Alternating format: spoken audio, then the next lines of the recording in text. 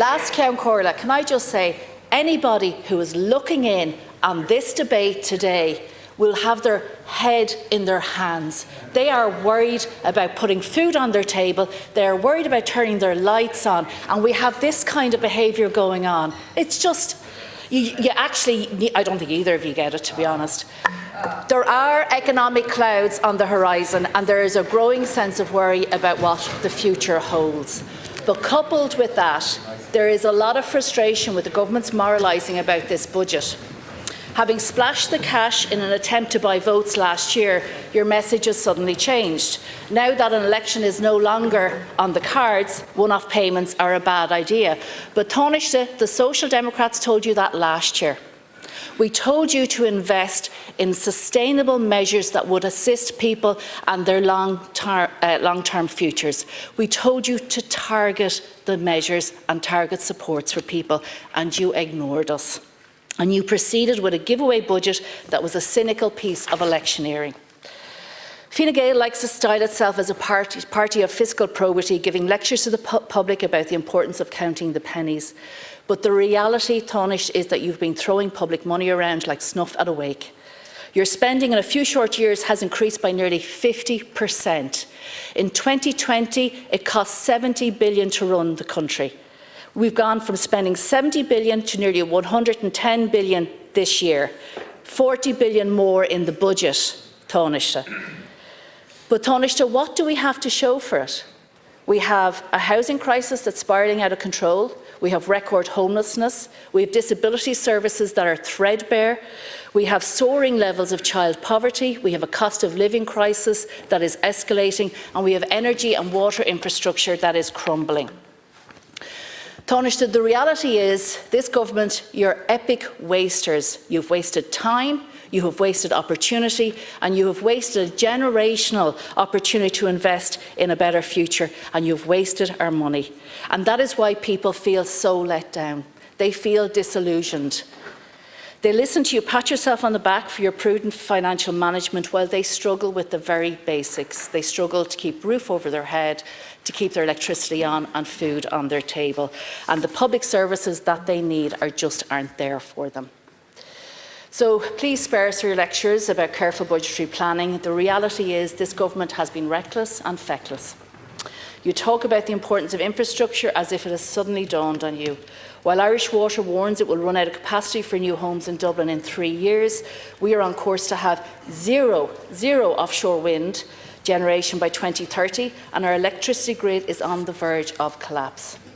Fine Gael has been in government for 14 years, and I know you'll probably stand up now because this seems to be what the status quo is. You'll stand up and you'll try to blame opposition for your problems and your mistakes. But when are you going to take responsibility, Taoiseach, and what are you going to do in the budget that will actually make a real difference for people? Thanks very much, Deputy Whitmore. I don't blame opposition for any of the challenges the country faces. I just blame you for your hypocrisy, because the reality of the situation is you gave out there about the one-off payments. And I asked your leader, your interim leader, last year to name one of them that he didn't want. And I'd ask you the same as well. Is it the parents in Greystones and Delgany who shouldn't have got a double child benefit payment? Did you not want that? Did you not want the one-off additional payments to the pensioners in County Wicklow? Because none of you had the courage. None of you had the courage to tell me last year which of the one-off payments you didn't think people wanted. So I offer you that chance again, Jennifer. Tell me which one-off payment in the social welfare code last year that you're against, that the Social Democrats don't want. Was it the child benefit? Was it the carers? Was it the fuel allowance? Just let us know, because you wouldn't last year.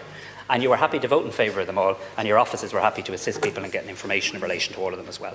Now, we have this thing about a united opposition going on, or at least I think we did. They can't yet agree on a presidential candidate, so that's test one. But now they can't agree on crucial budgetary matters either, because Deputy Doherty's asking. Oh yeah, different. Okay, no, into that. But united opposition, you're all out there on the place. Sorry, the way this works is you ask me a question, I get a chance to answer, please. United opposition. No, I'm allowed to answer the question. I'm allowed to answer the question. I'm allowed to answer the question, haven't I? And I try to keep order. We all know our roles now. That's useful. So the main opposition party have asked for universal one-off measures. The Social Democrats have asked us not to do that and to do targeted measures.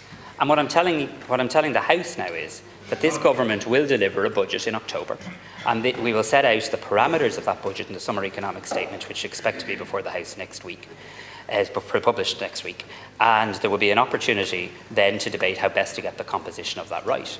We will have an opportunity, and I agree with Deputy Whitmore on this, we do need to invest in key areas of infrastructure. You're right in relation to the challenges that Irish water faces. You're right in relation to the enabling infrastructure. And what you will see from government with the revised National Development Plan next week is a very significant increase in capital investment that will enable us to see a significant shift in upwards in terms of investment in water, in energy, in housing, but also in areas that we all know are also under real pressure from a supply point of view, around childcare, disability services and the likes as well.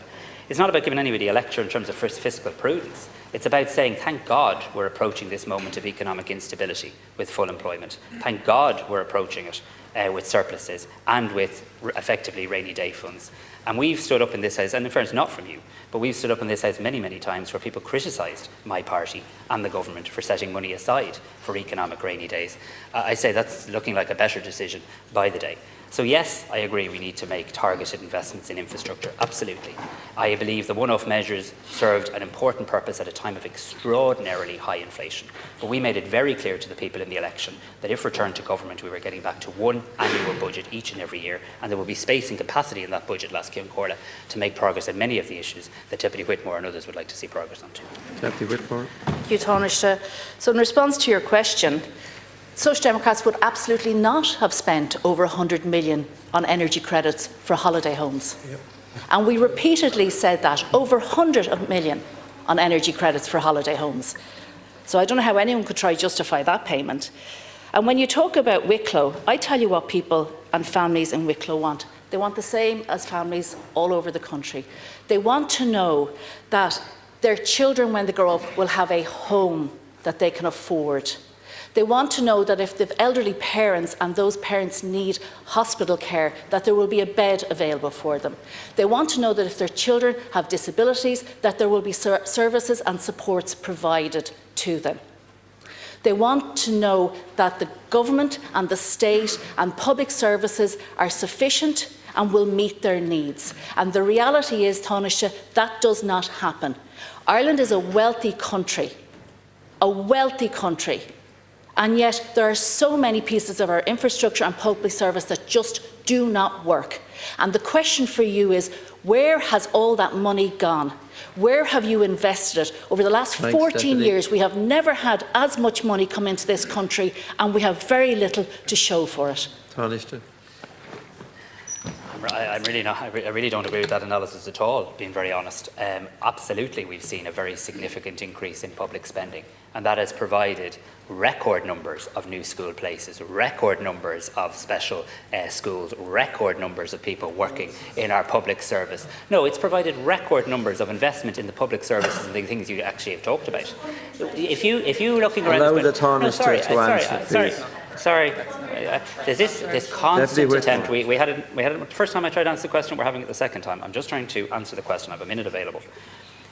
We are investing in public services, and we have put that money to good use, and it's seen in communities right across the length and breadth of our country. And I've stood beside you at many a ribbon cutting in County Wicklow where that money has gone, and in constituencies right across the country. You've seen the benefit. New schools, Garda stations, new healthcare facilities, primary care services, expanded public transport. We've invested lots of money, but we have more to do.